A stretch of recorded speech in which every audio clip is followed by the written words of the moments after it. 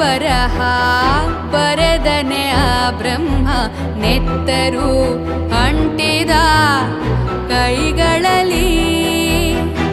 ಗಗನದಿ ಅಡಗಿರುವ ನಗುವನು ಅಳಿಸಿರುವ ದೇವರು ಅನ್ನುವ ಹಸಿದ ಹುಲಿ